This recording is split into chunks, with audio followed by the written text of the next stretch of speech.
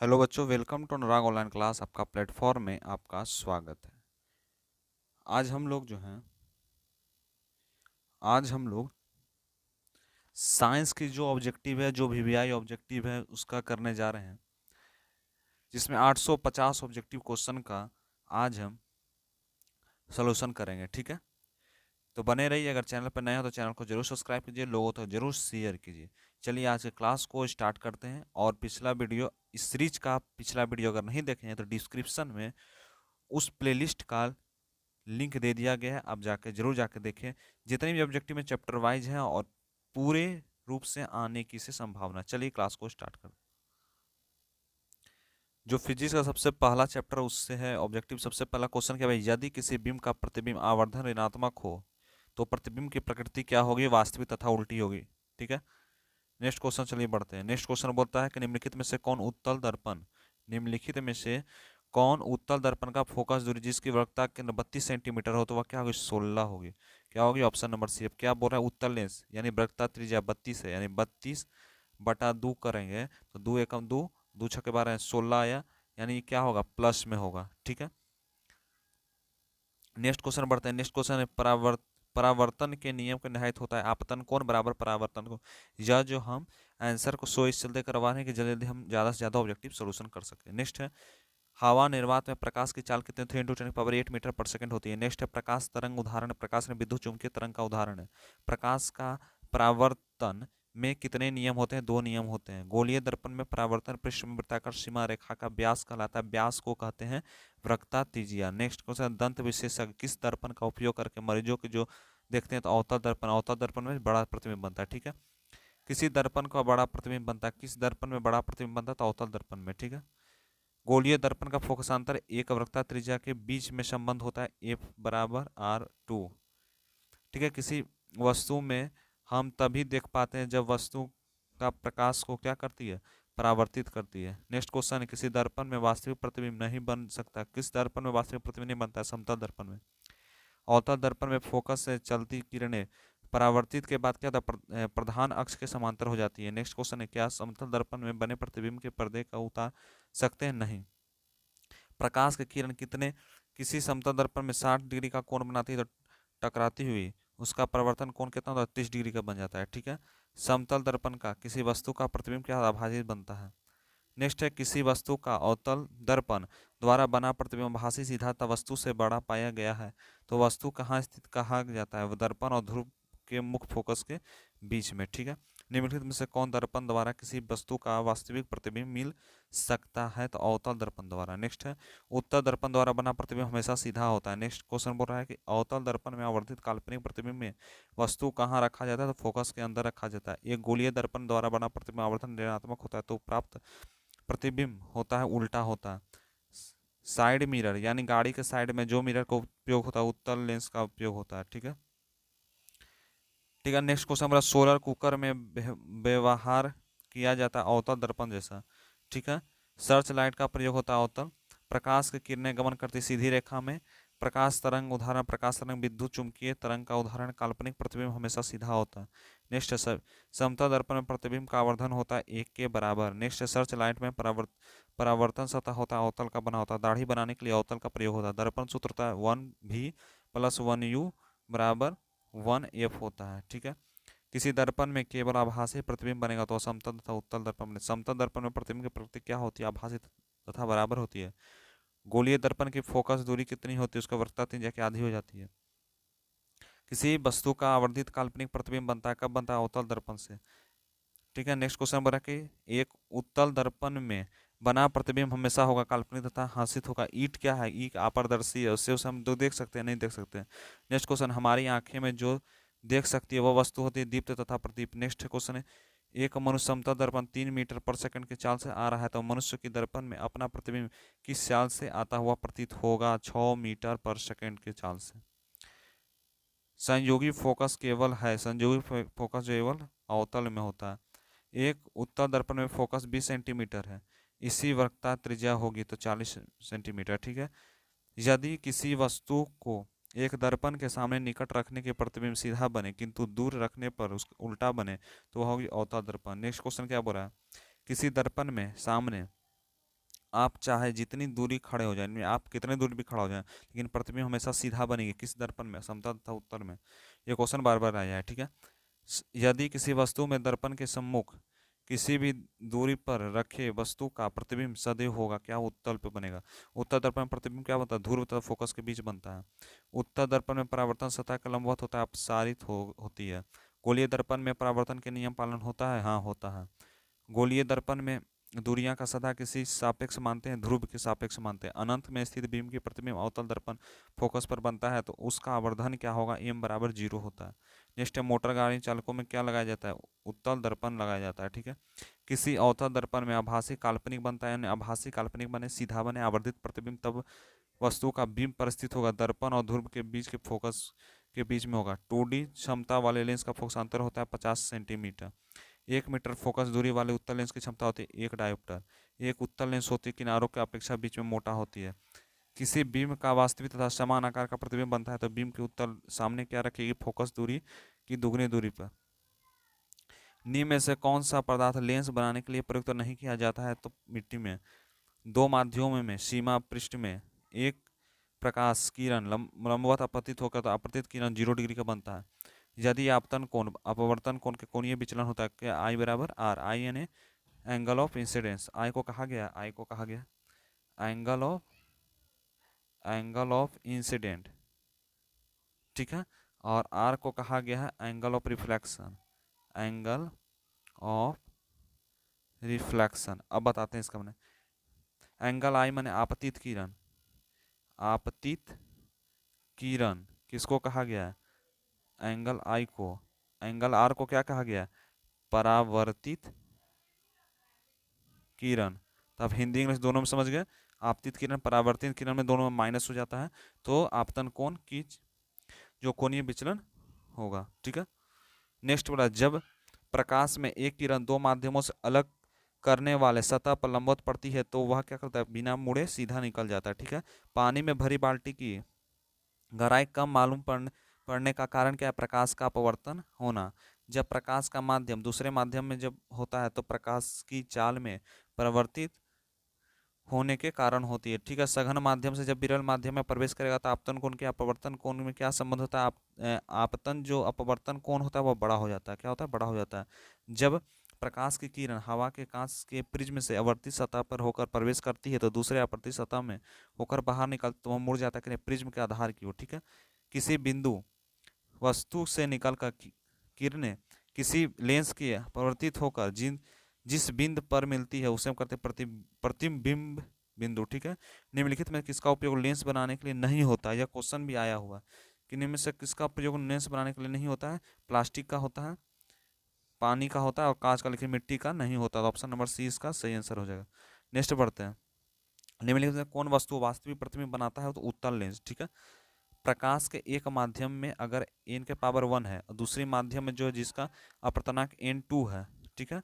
यदि आपतन कोण I है, अपवर्तन कोण R है तो साइन आई बाई साइन आई बराबर होता है किसका? n2 by n1। अब देखिए बता देते हैं। साइन आई, ठीक है, साइन आई बराबर बाई साइन आर। अब समझते होंगे तो साइन आई का मान कितना दिया हुआ? n1। n1 बटा साइन आई का दिया हुआ n2, ठीक है।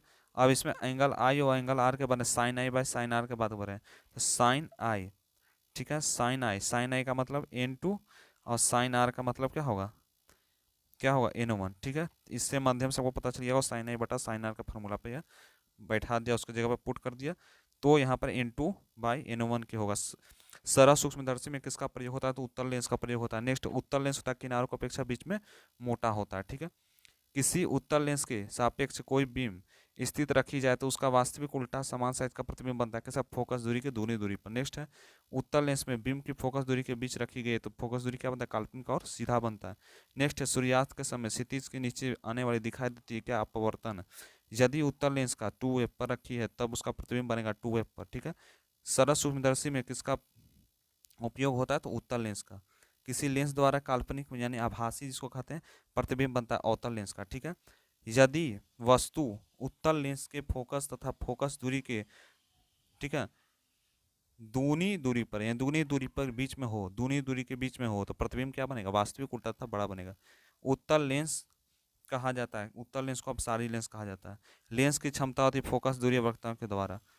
उत्तल लेंस द्वारा आवर्धित काल्पनिक प्रतिबिंब बन सकता है तो जब वस्तु रहती है फोकस और लेंस के बीच में सघन माध्यम से माध्यम जाता है, आई नॉट इजकल टू 0 होता है तो अपवर्तन आर में क्या संबंध होता है, तो आर जो है इजकल टू आई होता है। प्रकाश की चाल सबसे अधिक इसमें शून्य निर्वात में होती है, ठीक है। लाल और नीले रंग किरणों में कांच की सतह पर वायु का प्रतिन होने के कारण कांच का अपवर्तन कोण R1 है, R2 है, तब क्या होगा, R1 क्या होगा, greater than equal to R2 के smaller than equal to R2 होता है। नेक्स्ट बात करते हैं, नेक्स्ट क्या होता है, स्नेल्स के नियम। स्नेल्स का नियम क्या होता है, sine i by sine r, तो स्नेल्स का हो गया म्यू बराबर sine i by sine r. Next है आभासी प्रतिबिंब का निर्माण होता है, आभासी प्रतिबिंब दोनों लेंसों में होते हैं। लेंस की पी के बराबर क्या होता है, पी यानी क्षमता यानी पावर, पी यानी क्षमता, क्षमता का मतलब क्या होता है, पावर, पावर, पावर या शक्ति। तो लेंस की जो क्षमता होती है, पावर होती है, जो शक्ति होती है वह कितना होती है, 1F होती है। कितना होती है, 1F होती है, ठीक है। नेक्स्ट क्वेश्चन बोल रहा है कि लेंस की क्षमता कैसा है, मात्रा क्या होता है, डायोप्टर होता है, ठीक है। एक अवतल दर्पण में वस्तु का बीम स्थित फोकस के बीच की दूरी प्राप्त व प्रतिबिंब होगा का आभासी काल्पनिक और बड़ा बनता है, ठीक है। अवतल दर्पण में फोकस दूरी की वक्रता त्रिज्या होती है, आधी होती है। कहाँ से स्थित वस्तुओं का प्रतिबिंब अवतल दर्पण के फोकस पर बनता है, तो अनंत पर। निम्नलिखित में से कौन बिंदु स्रोत के समांतर किरण पुंज होता है, तो अवतल दर्पण पर। वस्तु से छोटा आभासी प्रतिबिंब दर्पण पर होता है क्या, उत्तल दर्पण से। निम्नलिखित में से कौन दर्पण किसी वस्तु का आभासी प्रतिबिंब प्राप्त किया जा सकता है, तो तीनों प्रकार के दर्पण से।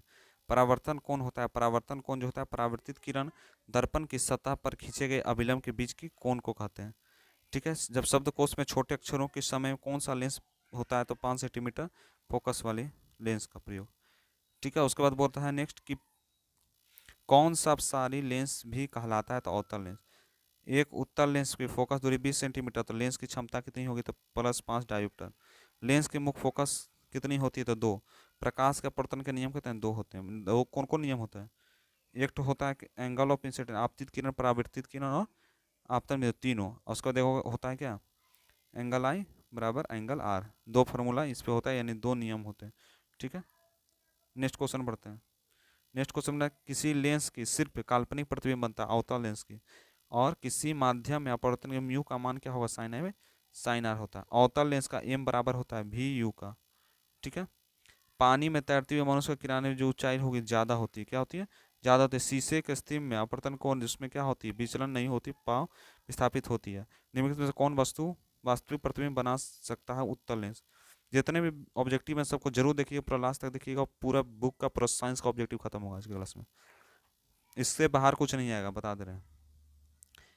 प्रकाश की एक किरण जब विरल माध्यम से सघन माध्यम में जाती है तब क्या होता है, विलंब की मुड़ जाती है। जब प्रकाश की किरण एक माध्यम से दूसरे माध्यम में चलती है तो पूर्व पथ से विचलित हो जाती है, तो प्रकाश का अपवर्तन कहलाता है।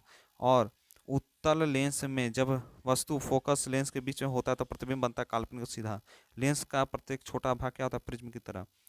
उत्तल लेंस के सामने बीम का लेंस फोकस प्रतिबिंब के बीच में जो होता है प्रतिबिंब क्या होता है, काल्पनिक आवर्धित होता है।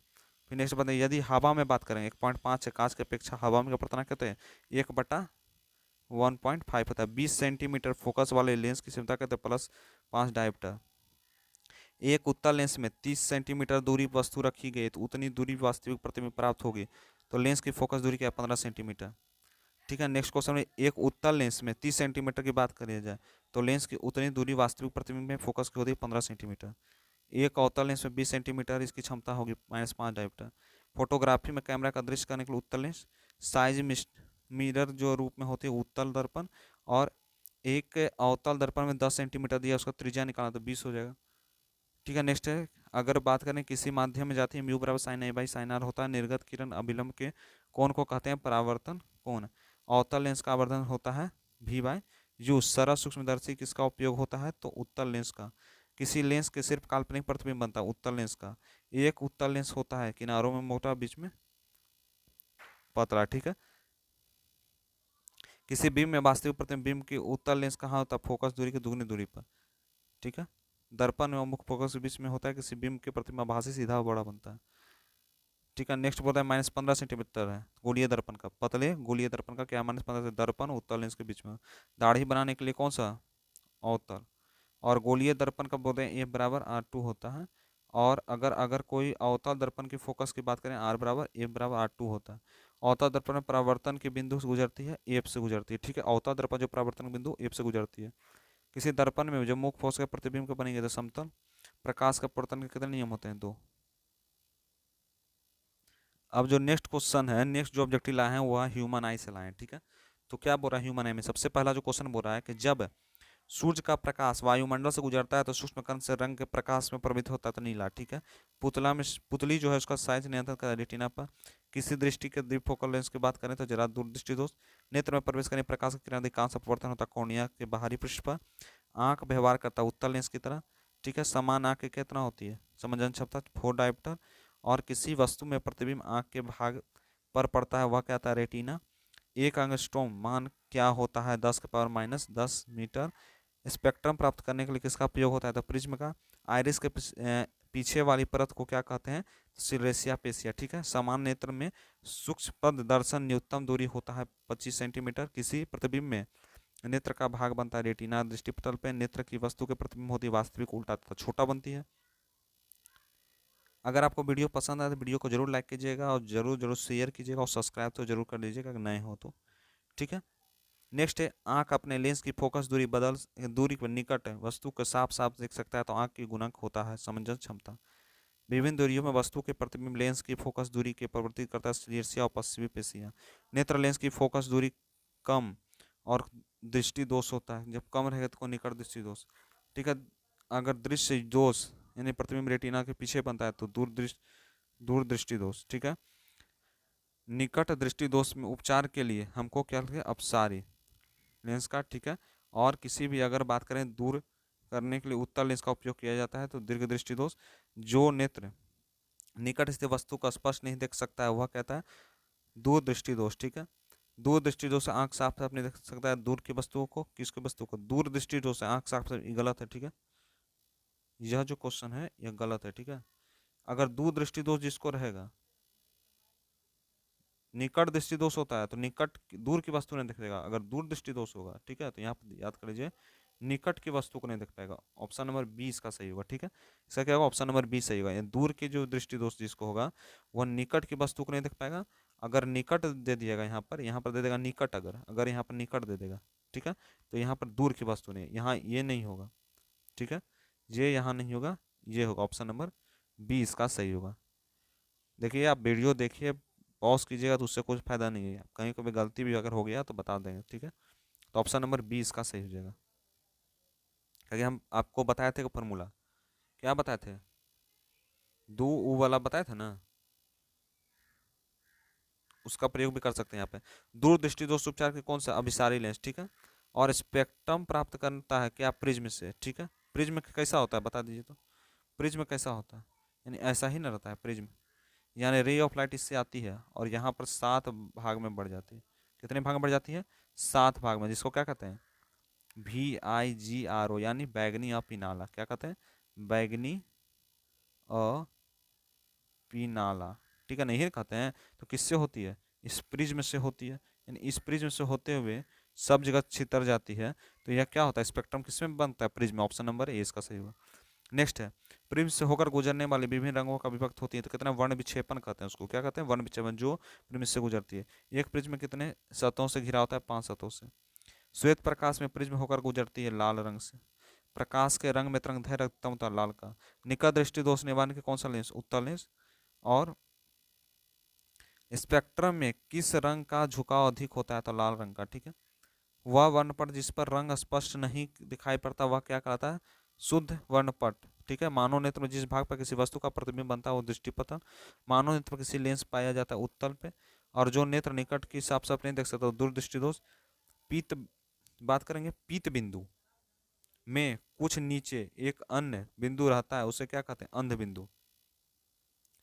मानव नेत्र में भाग पर, है ना, मानव नेत्र के जिस भाग पर वस्तु का प्रतिबिंब बनता है उसको क्या कहते हैं? दृष्टिपटल, ठीक है। मानव नेत्र में अभिनेत्र, ठीक है, फोकस दूरी, समायोजन, विभिन्न दूरियां रखी वस्तुओं का फोकसांतर करता है वह क्या था? समंजस।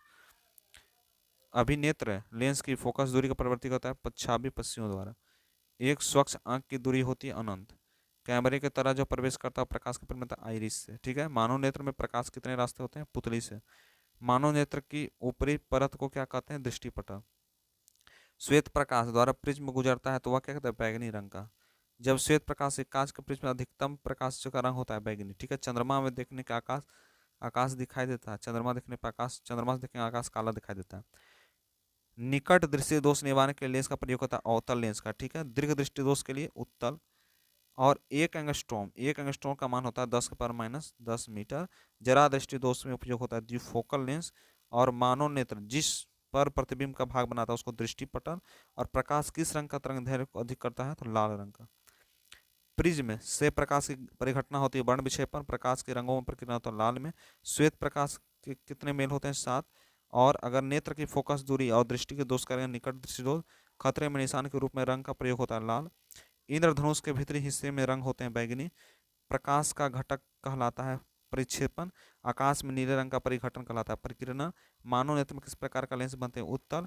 और उसके बाद बोला नेत्र द्वारा किसी वस्तु का कैसा प्रतिबिंब बनता है? वास्तविक उल्टा था। छोटा आंसू में द्रव जो निकलते हैं उसको कहते हैं एक्टियस ह्यूमर। मानव नेत्र में जिस भाग पर किसी वस्तु का प्रतिबिंब बनता है वो दृष्टिपटल। जो नेत्र निकट की स्थित वस्तु को साफ नहीं देख पाता वह नेत्र कहलाता है दूरदृष्टि दोष। किसी कोल्डियन विलियन निलंबित कणों में प्रकाश की प्रकीर्णन को कहा जाता है टिंडल प्रभाव। समान मानव नेत्र में दूरदृष्टि अनंत पर होता है। और निकट दृष्टि दोष के व्यक्ति का चश्मे में होता है अवतल लेंस। मानव नेत्र में उपस्थित लेंस होते हैं उत्तल। और निम्न में से पदार्थ के लेंस को प्रयुक्त नहीं किया जा सकता है मिट्टी का। और निम्नलिखित में दृष्टि दोष का प्रदर्शी होता है मोतियाबिंद। समान जो दृष्टि है उसको सूक्ष्म प्रदर्शन के लिए लगभग 25 सेंटीमीटर और स्पेक्ट्रम के लिए जो उपयोग होता है प्रिज्म। ठीक है, स्पेक्ट्रम में लाल रंग का जो झुकाव होता है वह होता है बैगनी। अभिनेत्र लेंस की जो परिवर्तन किया जाता है पच्छावी द्वारा। और मानव नेत्र के अभिनेत्र के जो फोकस की बात करें, समझौता क्षमता की बात करेंगे वस्तुओं की, तो फोकसांति कहते हैं तो ऐसे पानी के कारण होता है समंजस। ठीक है, चंद्रमा पर खड़े अंतरिक्ष को क्या दिखता है? काला। श्वेत रंग कितने प्रकार के होते हैं? 7। ठीक है, अब जो हम बात करें विद्युत से। ठीक है, विद्युत का जो पहला क्या बोला ऑब्जेक्टिव, किसी चालक के छोरों में विभवांतर भी हो, प्रतिरोध आर हो, तो प्रतिरोध धारा के बीच का संबंध क्या होगा? आर बराबर भी आई। ठीक है, आर जो प्रतिरोध है एन प्रतिरोध का जोड़ता होगा एन आर होता है। और किसी कुंडली का प्रतिरोध ज्ञात करने के लिए सूत्र होता है आर बराबर भी आई। 1 किलोवाट घंटा निम्नलिखित में किसके बराबर होता है? 3.6 × 10⁻⁶ जूल। निम्नलिखित में से कौन पद विद्युत परिपथ में नहीं करता है? तो I²R। नेक्स्ट क्वेश्चन बोल रहा है एक विद्युत हीटर में जो इतना दे दिया, कितना? 55 ओम 220 वोल्ट स्रोत धारा है तो उसका मान क्या हो? 4 एम्पियर। ठीक है, क्या होता है देखिए बताते हैं। फार्मूला क्या था? V बराबर IR होता है कि नहीं? यानी रेजिस्टेंस दिया है, वोल्ट दिया है, यानी आई ने दिया है। आई निकालने के लिए हम क्या करेंगे? आई बराबर V बराबर IR, तो आई बराबर V बाई आई यानी V बाई आर। ठीक है, इसमें V यानी वोल्टेज, आर यानी रजिस्टेंस, इसको प्रतिरोध कहते हैं, इसको क्या कहते हैं? वोल्टेज कहते हैं। कैसे निकालेंगे? आई बराबर V का मान देखिए कितना दिया, V का मान 220 बटा 55, काट के देखिए तो कितना आएगा?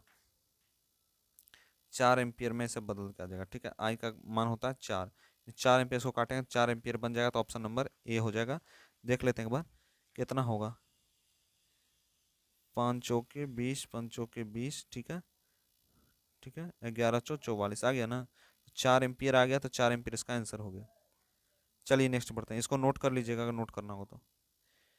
नेक्स्ट क्या क्वेश्चन है, किसी बल्ब में 1 मिनट में 120 कूलम आवेश प्रवाहित करता है, धारा का मान क्या होगा? धारा का मान बोल रहा है, धारा यानी आई। ठीक है, आई दिया हुआ है, कूलम का आवेश प्रवाहित कर रहा है। ठीक है, तो क्या होगा? 2 एम्पियर बनेगा। किसी बल्ब में 220 वोल्ट पर 2 एम्पियर का धारा प्रवाहित होते प्रतिरोध क्या होता है? इसमें प्रतिरोध पूछ रहा है, तो प्रतिरोध पूछ रहा था क्या क्या होता है? प्रतिरोध का क्या फॉर्मूला था? यानी एगो बल्ब है मान लीजिए, यह मान लीजिए कि बल्ब है। ठीक है, और यहाँ पर आपका क्या दिया है? धारा जो है प्रभावित कर रहा है, ये नहीं बल्ब, यह क्या है? बल्ब है जिसका कितना वोल्ट दिया? 220 वोल्ट दिया। यह क्या है? माइनस प्लस, ये कितना दिया है? 2 एम्पियर का। 2 एम्पियर का क्या हो रहा है? प्रभावित हो रहा है। तो क्या करेंगे इसको करने के लिए क्या करें? हमको जानते हैं कि फिलामेंट का प्रतिरोध यानी V बराबर आई आर जानते हैं, भी का मान दे दिया है, आर का मान दे दिया है, तो क्या होगा?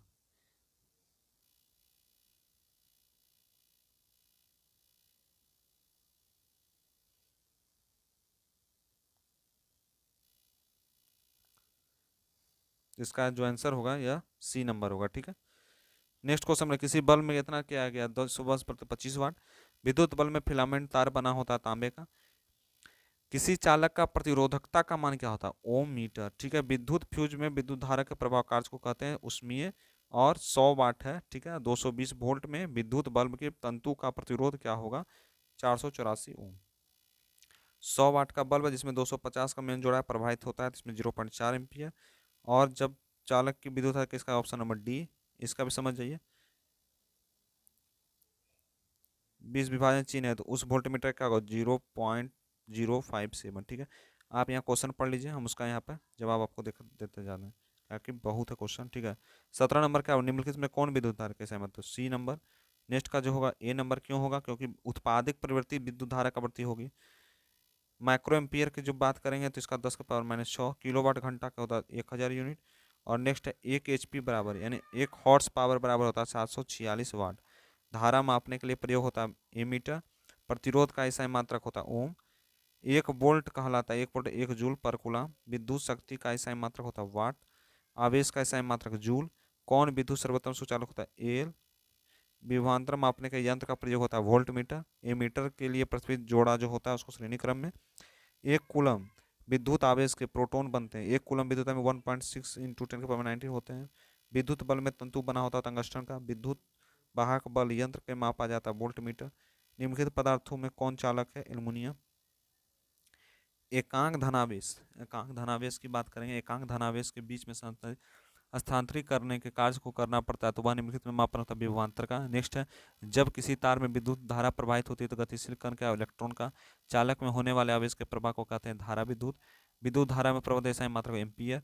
जूल पर कूलम का बाद मतलब वोल्ट होता है। विद्युत वाहक बल का ऐसा मात्रक वोल्ट होता है। नेक्स्ट बात करते हैं विभवांतर का ऐसा मात्रक होता है वोल्ट। नेक्स्ट है विभवांतर मापने के लिए कौन सा इसका होता है? Volt meter. भी डायरेक्टली प्रोपोर्शनल टू आई होगा तो ओम का नियम जानते होंगे। ओम का नियम क्या होता है? भी बराबर आई इंटू आर होता है। इलेक्ट्रॉन के कितने आवेश होते हैं? 1.6 10 के पावर -90 कूलम। 1 कैलोरी बराबर होता है 4.2 जूल। किसी परिपथ में विद्युत प्रतिरोध बदल जाता है तो कहा जाता है प्रतिरोध। निम्नलिखित में मात्रक का वाट में बराबर होता है भी स्क्वायर ओम। विद्युत हीटर में कुंडली के जिस तत्व को व्यवहार किया था तांबा।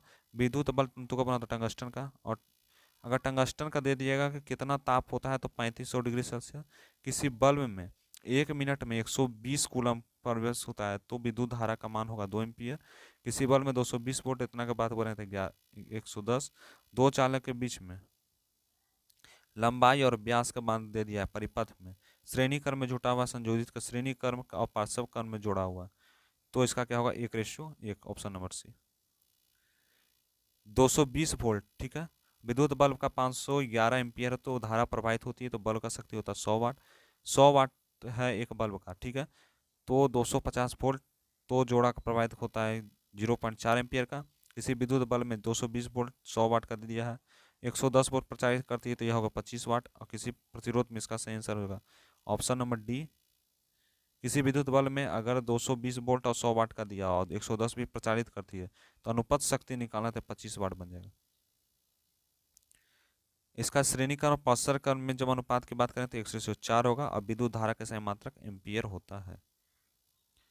जितने भी क्वेश्चन करा रहे हैं ऐसा इंपॉर्टेंट है, इतना क्वेश्चन देख के जाइएगा, आपका पूरा ऑब्जेक्टिव जो है बन जाएगा। ठीक है, तो चलिए सबसे पहला क्वेश्चन बोल रहा है कि लघु पतन में शॉर्ट सर्किट, जिसको लघु पतन को कहते हैं शॉर्ट सर्किट। क्या कहते हैं? शॉर्ट सर्किट कहते हैं, शॉर्ट सर्किट। ठीक है, लघु पतन को कहते हैं शॉर्ट सर्किट जिसका परिपथ का विद्युत धारा का मान होता है बहुत अधिक बढ़ जाता है। जब शॉर्ट सर्किट होगा कब होगा? जब विद्युत धारा का मान बढ़ जाता है। तांबे के तार में जब बात करेंगे और किसी आयताकार कुंडली में चुंबकीय क्षेत्र का घूर्णन किया जाता है तो इस कुंडली का प्रेरित धारा जो होगी वह 2 होती है। किसी छड़ चुंबक के अंदर चुंबकीय क्षेत्र की रेखाओं की दिशा होती उत्तर ध्रुव से दक्षिण ध्रुव की है। यानी कुछ चुंबक है, यानी छड़ चुंबक है, इसका बात करेंगे तो इधर क्या होती है? साउथ और नॉर्थ। ठीक है, उत्तर टू दक्षिण होगी। ठीक है, नेक्स्ट क्या है?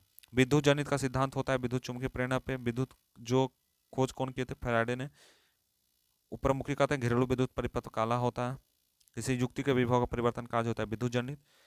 किसी धारावाहिक लंबी प्रणाली का को सभी बिंदुओं का समान होता है। बैटरी में किस प्रकार का धारा होता है दृष्ट। डायनोमीटर किस प्रकार धारा प्राप्त करती है दोनों धाराएं। किसी कुंडली का प्रतिरोध ज्ञात करने का सूत्र होता है R = V/I। जब चालक के चुंबकीय क्षेत्र में होता है तो इलेक्ट्रॉन लगाते हैं लॉरेंज बल्ब। ठीक है, इसका जो I² होता है जो विद्युत धारा शक्ति का होता है। विद्युत धारा उत्पन्न करने की युक्ति को कहते हैं जनित कहते हैं। ठीक है, विद्युत फ्यूज विद्युत धारा के प्रभाव कार्य को कहते हैं ऊष्मीय। ठीक है, विद्युत चुम्बक बनाने के लिए प्राय छड़ होते हैं नरम लोहे के। और हमारे घरों में जो विद्युत आपूर्ति की जाती है वह 220 वोल्ट प्रतिवर्ती धारा के जाते हैं। ठीक है, लघु पतन के समय परिपथ में विद्युत धारा का मान होता है बहुत अधिक। एक सीधी चालक की बात करेंगे जिसमें नियम के ज्ञात किया जाता है तो मैक्सवेल के दक्षिण हस्त नियम के। वास्तविक में विद्युत धारा जनित होता है ऊर्जा और प्रवृत्ति के कार्य का। और उसके बाद हमारे मकानों में जो विद्युत आपूर्ति के लिए जो किया जाता है उसको कहते हैं 220 वोल्ट प्रतिवर्ती धारा। तांबे के तार में जो होता है वह आधा होता है। ठीक है, स्विच लगाया जाता है गर्म तार में। विद्युत फ्यूज दुर्घटना जो बताता है लघु पतन और विसारिक। ठीक है, विद्युत फ्यूज आधारित होता है धारा के उसमें प्रभाव पे। एक वृत्ताकार कुंडली में धारा जो चुंबकीय प्रवृत्ति अधिक होती है केंद्र पर। किसी गतिमान अवस्थित कण उत्पन्न होता है चुंबकीय व विद्युत क्षेत्र दोनों पर। चुंबकीय फ्लक्स का मात्रक होता है वेबर और कोई चुंबकीय क्षेत्र का मात्रक नहीं होता है न्यूटन पर एम्पियर। विद्युत धारा उत्पन्न होता है डायनेमो में और यांत्रिक ऊर्जा को बदलने के लिए जनित का उपयोग होता है। ठीक है, फेल्मिंग के बाएं हस्त नियम अंगूठा की दिशा को दिखाती है बल्ब की दिशा को। घरेलू उपयोग में जो होता है 220 वोल्ट 50 हर्ट्ज पर। ठीक है, निम्नलिखित में से कौन विद्युत बल धारा वेग चुंबकीय क्षेत्र का सही होता है चुंबकीय क्षेत्र और संकेंद्रित क्षेत्र रेखाओं के केंद्र तार पर। ठीक है, विद्युत चुंबकीय प्रेरण की परिघटना होती है कुंडली के बीच अपेक्षित जो कुंडली होता है उत्पन्न करना। किसी एसी टू डीसी जनित मूल्य को कहते हैं एक एसी जनित बल्य होता है और डीसी जनित दिक बल्ब होता है। ठीक है, घरेलू जो माने तीन होता है, एक गर्म तार होता है, एक ठंडा तार होता है, एक अर्ध तार होता है। ठीक है, तो वह जो होता है लाल काला और हरा का बना रहता है। ठीक है, चुंबक क्षेत्र की तीव्रता मात्र होती है न्यूटन पर एम्पियर और चुंबक बनाने के लिए जो पदार्थ का प्रयोग होता है नरम लोहे का।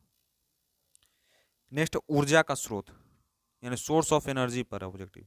इसमें ऊर्जा का अधिकांश सोर्स जो उपयोग किया जाता है निरूपित करने के लिए सौर ऊर्जा का अंत में नहीं प्राप्त किया जाता नाभिकीय ऊर्जा। ठीक है, नाभिकीय ऊर्जा का।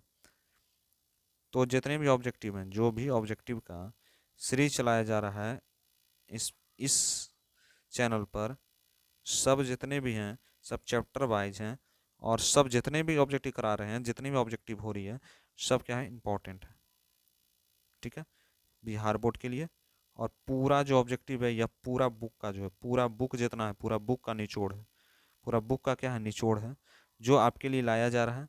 और उम्मीद है आपको ये पसंद आ रहा होगा और पसंद आए तो नीचे कमेंट करके ज़रूर बताइएगा कि कैसा आपको आज का सीरीज लगा या जितने भी हम ऑब्जेक्टिव सीरीज कराएं जितने भी सब्जेक्टिव सीरीज कराएं वो कैसा आपको लगा। ठीक है, जरूर नीचे कमेंट करके बताइएगा। नेक्स्ट है निम्नलिखित में कौन ऊर्जा नवीकरणीय स्रोत होता है प्रकृति गैस। ठीक है, सौर पैनल में जो बनाया जाता है अनेक सौर सेलों का संयोजित करता है। नेक्स्ट है पवन ऊर्जा जनित में चाल कम होती है 15 किलोमीटर पर आवर। ठीक है, बॉक्स में सोलर कुकर ऊपरी भाग के कांच का ढक्कन होती है विकिरण द्वारा उष्मीय हानि को कम करने के लिए। नाभिकीय ऊर्जा में जो निम्नलिखित में से आवश्यक होता है यूरेनियम। फिर बात करते हैं जितनी भी सौर ऊर्जा लगाए जाते हैं उसको निरूपित किया जाता है जैव मात्रा में। और निम्न में से देश पवनों का देश कहा जाता है डेनमार्क को। ठीक है, निम्न में से किसका उपयोग खाना बनाने के ईंधन सीएनजी। ऊर्जा का ऐसा मात्रक जूल। नाभिकीय विखंडन का विक्रिया न्यूट्रॉन। सौर कुकर का भोजन पकाने की ऊर्जा सौर ऊर्जा। निम्न में से जो उपयोग सौर सेल का प्रयोग किया जाता है उसको सिलिकॉन। जल विद्युत संयंत्र में जो विद्युत ऊर्जा को रूपांतरित किया जाता है नाभिकीय ऊर्जा में। सौर कुकर में सौर सर्वाधिक होता है उत्तर दर्पण में। नरोरा नाभिकीय विद्युत संयंत्र का राज्य है उत्तर प्रदेश का। प्रकृति जो होती है पृथ्वी की ऊर्जा सूर्य होती है। जीव जीव ऊर्जा में उदाहरण निम्नलिखित में से कौन नहीं है नाभिकीय ऊर्जा। ठीक है, पवन ऊर्जा जनित होता है 15 किलोमीटर पर। नाभिकीय ऊर्जा जो ऊर्जा प्राप्त किसी होती है यूरेनियम से। निम्न से कौन नवीकरणीय ऊर्जा का उदाहरण है बायोमास संयंत्र। ठीक है, गर्म जल प्राप्त करने के लिए हम सौर तापक का जो प्रयोग करते हैं बादलों वाले दिन में नहीं कर सकते हैं। ठीक है, निम्नलिखित में कौन जैव मात्रा ऊर्जा स्रोत नहीं है तो नाभिकीय ऊर्जा। ठीक है, सोलर कुकर का जो बना रहता है रंग पेंटिंग काला से किया जाता है क्यों, क्योंकि वह जो सूरज की जो प्रकाश है उसमें ज़्यादा से ऑब्जर्व ज़्यादा होती है। ठीक है, ग्लोबल वार्मिंग में क्या होता है CO2। जीवाश्म ईंधन का वास्तविक होता है सूर्य। आदर्श ईंधन की गैस उत्सर्जित इनमें से कोई नहीं। ठीक है, सौर ऊर्जा जो इसमें बात करेंगे परिवर्तित किया जाता है विद्युत ऊर्जा में। और ऊर्जा संकट का एक मुख्य कारण परंपरागत स्रोतों में अवचित दोहन और रासायनिक कचरों में प्राप्त किए संयंत्र को चलना चाहिए बायोमास संयंत्र। नेक्स्ट जो चैप्टर हमारा पर्यावरण उसका है कि अपघटन का क्या उदाहरण, अपघटन का क्या उदाहरण, तो अपघटन का कवक उदाहरण होता है, ठीक है। नेक्स्ट क्वेश्चन चलिए बढ़िए। अमृत देवी बिरान पुरस्कार किसे मिला, जीव संरक्षण क्षेत्र के उत्कृष्ट सेवा के लिए, ठीक है। ओजोन परत पाया जाता है वायुमंडल को पृथ्वी सतह पर, निम्नांकित में से जो विकिरण पदार्थ होता है डीडीटी। अब बात करते हैं कि निम्नलिखित से कौन आहार श्रृंखला का निर्माण करता है। घास बकरी खाती है और मानव खाता है, ठीक है। बकरी गाय हाथी नहीं होगा, घास मछली बकरी नहीं होगा, घास गेहूं और आम नहीं होगा, यह क्या होगा, घास बकरी और मानव, ठीक है। नेक्स्ट है निम्न में से कौन समूह का जैव नवीकरणीय है, तो घास लकड़ी और प्लास्टिक। निम्नांकित में से आप उपभोक्ता की श्रेणी में रखेंगे जंगली जानवर को, ठीक है। आहार श्रृंखला घास हिरन और शेर, ठीक है। निम्नलिखित में से जलीय आहार श्रृंखला शैवाल जलीय कीट और मछली, यह जो है ऑब्जेक्टिव, यह ऑब्जेक्टिव बार बार पूछता है ऐसा टाइप का, ठीक है, तो इसको जरूर याद कर लीजिएगा। नेक्स्ट ठोस अवस्थित जो निष्पादन निम्नलिखित में किन से होता है, निम्न में से सभी में। और बात है परिस्थिति तंत्र में ऊर्जा का प्रभाव होता है एक दिशीय। ओजोन परत में जो मुख्य अक्षर की जिम्मेदारी CFC, ओजोन परत की क्षति का मुख्य कारण होता है क्लोरोफिक, यानी जो CFCS कहते हैं क्लोरोफिक कार्बन, ठीक है। प्राथमिक उपभोक्ता कहलाता है शाकाहारी। मैदानी परिस्थिति में तृतीय उपभोक्ता होता है सर्प। वन परिस्थिति में तंत्र के हिरण होता है प्राथमिक उपभोक्ता। नेक्स्ट है कूड़े कचरे में जो एकत्र करने में वैज्ञानिक कहते हैं उसको करें कचरा प्रबंधन। मनुष्य और तिलचट्टा दोनों के किस श्रेणी का जंतु है, सर्वाहारी, ठीक है। निम्न से कौन कृत्रिम परिस्थिति का उदाहरण होता है, तो जल जीवशाला। यूरो सेकंड का संबंध है वायु प्रदूषण से, ठीक है। निम्नलिखित में से भूस्थलीय जल का उदाहरण कुआं। निम्न में कौन द्वारा अपघटित होने वाला पदार्थ है, सूखे घास और पत्ते। निम्न से किसका उपभोक्ता श्रेणी में रखेंगे, जंगली जानवर को। ओजोन के अणु का ऑक्सीजन की प्राप्त होता है 3। किसी परिस्थिति में जो ग्रहण करने वाले उत्पादक। निम्न से कौन उत्पादक है, घास। मैदानी परिस्थिति में तृतीय उपभोक्ता कौन है, सर्व। किसी परिस्थितिक तंत्र में जो जैव घटक होते हैं वो गेहूं पौधा, ठीक है, जानवर और सूक्ष्म जीव होते हैं। एक आहार श्रृंखला में शाकाहारी का मानव होता है द्वितीय पोषक स्तर। निम्न में से कौन समूह जैव निष्करण के पदार्थ का उपयोग करते हैं, तो फलों का छिलका, गोबर और पेपर। नेक्स्ट है नेक्स्ट बोलते हैं कि प्रथम पोषी स्तर का संबंधित होता है स्वपोषित उत्पादक, हरे पौधे में जो भोजन के लिए होता है 1%। अगर भोजन के प्रतिशत की बात करें उपभोक्ता के पहुंचाता है तो 10%। नेक्स्ट है कि वे पदार्थ जो जैविक प्रक्रिया में अपघटित कहलाते हैं वो जैव नवीकरणीय। किसी मानव निर्मित परिस्थिति का नाम होता है बगीचा। सही आहार श्रृंखला होता है बकरी घास हिरण। निम्न से किसका उपभोक्ता श्रेणी में रखा गया, जंगली जानवर को। और निम्न से किसका प्रवर्तन होता है, सूखे घास पत्ते को। हरे पौधे कहलाते हैं उत्पादक। ओजोन परत कहाँ, तो वायुमंडल को ऊपरी सतह पर। निम्नलिखित में से कौन है, तो फलों के छिलका, केक और नींबू का रस, ठीक है। निम्न में से कौन परावर्तित मित्र व्यवहार करता उपयोग सभी, ठीक है। ओजोन की जो अणु के परमाणु होते हैं 3।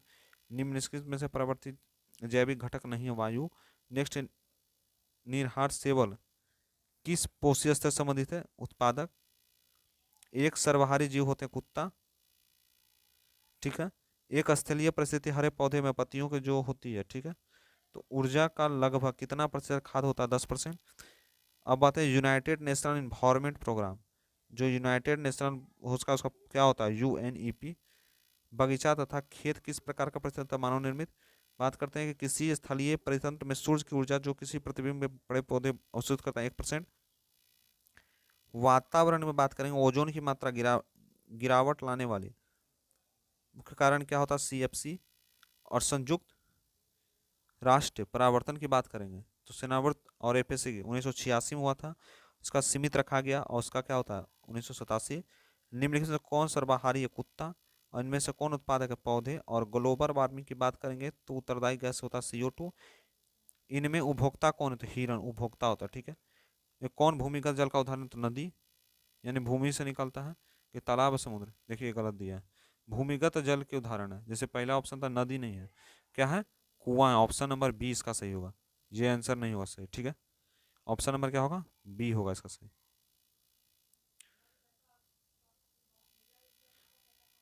घोखास किस समुदाय के प्राणी है, मोलस्का, ठीक है। मैदानी परिस्थिति में तृतीय उपभोक्ता कौन है, मेढक। यूरो 2 का संबंध है वायु प्रदूषण से, ठीक है। डेंगू का जो उत्पन्न होता है मच्छर किस मच्छर से, गंदा जल से, ठीक है।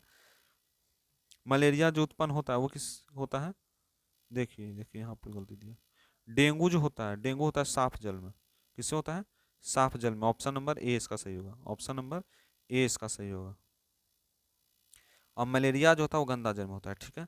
ओजोन परत पाई जाती है एक्सरीफी में, ठीक है। और इनमें मूर्खखोर है कौन सभी? आहार श्रृंखला होती है घास, हिरण और शेर, ठीक है। और इसमें पता है किसी भी जलीय आहार के होते हैं शैवाल, जलीय कीट और मछली। नेक्स्ट क्वेश्चन नंबर है कि गर्म जल प्राप्त करने के लिए हम सौर जल उष्मा का प्रयोग करते हैं। जैसे क्या बादलों वाले दिन में। वन सभ्यता का उदाहरण होता है लकड़ी। और निम्न से जैविक है सूखे घास पत्ते, ठीक है। निम्नलिखित में से भूमिगत जल है कौन? कुआं। तो हम लोगों ने जो है फिजिक्स का यानी भौतिक का सब ऑब्जेक्टिव को कंप्लीट कर दिया पूरा चैप्टर वाइज। अब हम लोग कर रहे हैं रासायनिक का, रासायनिक यानी उसका बात करेंगे तो केमिस्ट्री का, ठीक है। केमिस्ट्री करें, सबसे पहला चैप्टर का दिया हुआ कि अगर बात करेंगे Na2SO4, ठीक है, प्लस BaCl2 का तो क्या द्वीप विस्थापन अभिक्रिया होता है, ठीक है। शाक सब्जी अवघटित होकर कंपोस्ट जो बनाता है उदाहरण उष्माक्षेपी उपचयन एक प्रक्रिया सब। यह जो बात करेंगे यह जो अभिक्रिया है यह विस्थापन है, ठीक है। अब हम आपको सिर्फ आंसर बताएंगे, ठीक है। ऑप्शन नंबर सी इसका होगा। नेक्स्ट है CaOH और 2। इसको आपको पढ़ लीजिए अपने से पॉज करके, ठीक है। ये बहुत क्वेश्चन आपका करवाना आज जो है, आपका एग्जाम में नज़दीक है, तो इसके लिए उसको ध्यान में रखते हुए हम सिर्फ आंसर आपको बताए चल जाते हैं, ठीक है। ऑप्शन नंबर 20 का होगा। नेक्स्ट बात करते हैं, इसका होगा Na2ZnO4, ठीक है। इसका होगा अपचयन। फिर बात करें कॉपर ऑक्सीजन, Na2CO3 होगी, इसका होगा वियोजन। इसके जो बात करें समीकरण द्वारा होता है, यह होता है संतुलित। नेक्स्ट होता है यह जो होता है ऑप्शन नंबर सी, इसका ऑप्शन नंबर बी। कौन समीकरण संतुलित होता है? तो डी, इसका भी होगा, इसका विस्थापन होगा। नेक्स्ट बात करते हैं इसका भी, ऑप्शन नंबर सी अवक्षेपण होगा। जब भी बात करें तो उदासीकरण होगा। अगर बात करें निम्न से रेडोक्स अभिक्रिया है, रेडोक्स अभिक्रिया H2Cl2 2HCl होता है, ठीक है। इसकी जब बात करेंगे तो इसका ऑप्शन नंबर डी हो जाता है। निम्न से कौन उष्माक्षेपीय अभिक्रिया नहीं है? तो ऑप्शन नंबर बी। ऑक्सीकारक है तो ऑप्शन नंबर डी। निम्न से कौन अवकारक का प्रदर्शित करता है? तो ऑप्शन नंबर सी। इसकी भी बात करेंगे तो NO2 और O2 होगी। निम्न से जो प्रभावित करती है वह होगा Fe2O3 है। सिल्वर के बात करेंगे तो हरा होगी। फेरस सल्फाइड का रंग क्या होता है? हरा, ठीक है। यह क्या होता है? भूरा होता है, ठीक है। नेक्स्ट बात करते हैं श्वसन किस प्रकार का रासायनिक अभिक्रिया? उष्माक्षेपी।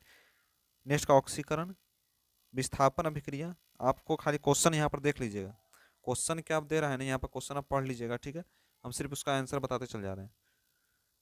नेक्स्ट क्वेश्चन का है, नेक्स्ट क्वेश्चन का आपका आंसर होगा सी। उसके बाद हो जाएगा सी नंबर, इसका भी होगा दूध से दही बनाना। ये क्या है? रासायनिक अभिक्रिया है। इसका अभिकारक होगा। नेक्स्ट बात करते हैं उष्माक्षेपी अभिक्रिया, इसका होगा उष्माक्षेपी। इसका एक प्रकाशिक रासायनिक कहलाता है। उसके बाद क्या कहलाएगा? AgBr होता है, इसका अपने O2 कहलाएगा। शरीर का ऑक्सीकारक कहलाता है, ठीक है। आम्ल क्षारों की अभिक्रिया उदासीकरण और उपचयन से होता है। ऑक्सीकरण जो होता है इनमें से कोई नहीं। इसकी बात करें तो कोयला। इसकी बात करें option number A, C, D, B. अभिकारक में आयनों के प्रदान कहलाती है द्वितीय विस्थापन, ठीक है। चांदी संरक्षण फर्स्ट रूप होती है काली। H2SO4 की बात करें तो I2। लोहे में जंग लगना संक्षारण, इसका हो जाएगा विस्थापन अभिक्रिया। फिर नेक्स्ट बात करें विस्थापन अभिक्रिया, यह भी होगा। और NO2 और O2 इसका हो जाएगा, ठीक है। नेक्स्ट है द्वितीय विस्थापन अभिक्रिया। नेक्स्ट चैप्टर है जिसका बिलियन में जो लिटमस पत्र होता है pH मान कितना होता है? 5 होता है, ठीक है। ऑप्शन नंबर टू का होगा 7 से अधिक, यानी इसका जो है जलीय मान कितना होता है इन्हें का? तो ऑप्शन नंबर बी, इसका ऑक्सीलिक अम्ल किसमें पाया जाता है? टमाटर में पाया जाता है। नेक्स्ट की बात करें तो हरा। फिर इसको पढ़ लीजिए, अब समझ जाइए option number B. Option number B इसका होगा समसरण रासायनिक सूत्र कहलाता है CaCO3। चीनी का रासायनिक सूत्र कहलाता है C12H2, ठीक है। अम्लीय pH मान होता है 7 से कम। डी, उदासीन जल का 7, ठीक है। निम्न से pH मान क्षारक होता है 13 का। 12 में दूध से दही बनना किण्वन क्रिया से होता है, ठीक है। लिटमस बिलियन बैगनी रंजक होता है, निम्न में से निकाला जाता है लाइकेन। सोडियम कार्बोनेट का अनुसूत्र होता है Na2CO3, ठीक है। सल्फ्यूरिक अम्ल होता है बी। फिर बात करेंगे ये भी बी होगा। उसके बाद बोले बेकिंग पाउडर का अनुसूत्र होता है सी। और खाड़ियाँ रासायनिक सूत्र होता है CaCO3। और फिर ग्लूकोज का बने C6H12O6। और निम्न में से कौन लवण है? तो K2SO4। नेक्स्ट क्वेश्चन है वायुमंडल में CO2 गैस उपस्थित होता है, किसमें होता है? 0.03% में। निम्नलिखित में कौन अभिकरण धातु है? Mg। विद्युत अपघटन का अधिकरण होता है एनोड। उसके बाद किसी रासायनिक युग्म में गर्म प्लास्टिक जो होता है जिप्सम। निम्नलिखित से चाकू काटा जाता है लिथियम से, ठीक है। निम्नलिखित में कौन ऑक्सीकरण नहीं है? गोल्ड। शब्द सोना यानी शब्द सोना जो होता है वो 24 कैरेट का शुद्ध सोना। और लोहे का परमाणु संख्या 26।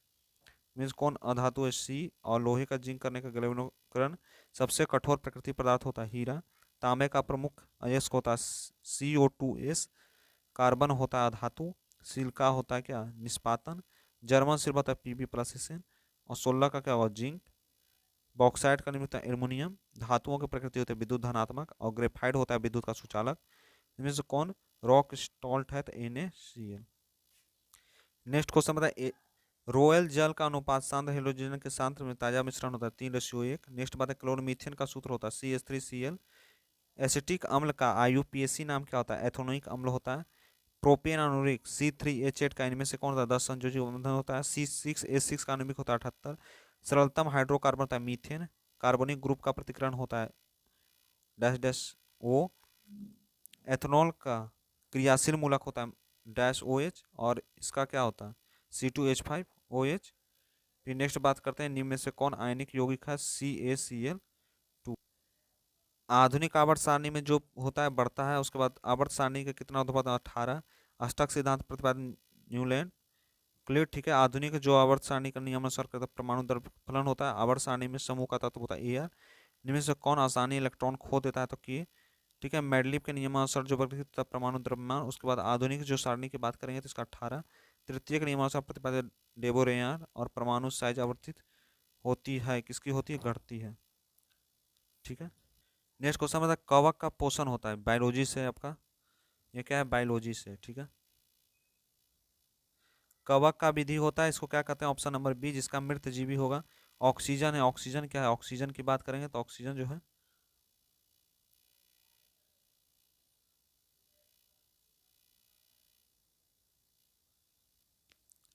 तो उसके बाद क्वेश्चन है पौधे के निषेचन के उपरांत बीज विकसित होते हैं। तो ऑप्शन नंबर ए ब्रिंगडन से, जो 91 में लिखा हुआ है जो इंपॉर्टेंट है वहां से हम लाए हुए हैं, ठीक है। नेक्स्ट है अंकुरित स्थित भ्रूण जो पोषक के द्वारा होते हैं। Option number B. नेक्स्ट है कैलस का निर्माण होता है। Option number D. ब्रह्मदल दल पुंज को कहा जाता है, क्या कहा जाता है? ऑप्शन नंबर बी, ठीक है। बी नंबर क्या बोल रहा है? सहायक अंक कहा जाता है। मानव का नर गुणांक कहलाता है, क्या कहलाता है? वृषण, ठीक है। अंडाणु अवस्थित होता है, अंडाणु जो होता है अवस्थित ऑप्शन नंबर बी अंडाशय में होता है। पूर्ण कोष अवस्थित रहता है, कहाँ रहता है? ऑप्शन नंबर सी हृदयांग में, ठीक है। सूर्णचन नालिकाओं में जो पाई जाती है वह क्या कहलाती है? ऑप्शन नंबर ए वृषण, ठीक है। मानव पुरत ग्रंथि कहलाता है। ऑप्शन नंबर डी व्रीहि का निर्माण करता है।